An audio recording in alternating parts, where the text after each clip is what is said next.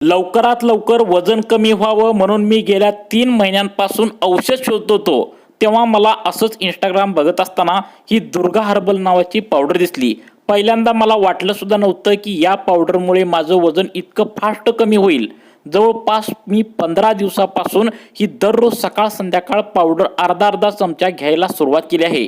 1 glass कोमट पाण्यामध्ये अर्धा चमचा सकाळी आणि अर्धा चमचा संध्याकाळी असं मी रोज ही पावडर सलग 15 दिवस घेतली आणि 15 दिवसात माझं 6 किलो आता वजन कमी झालं आहे.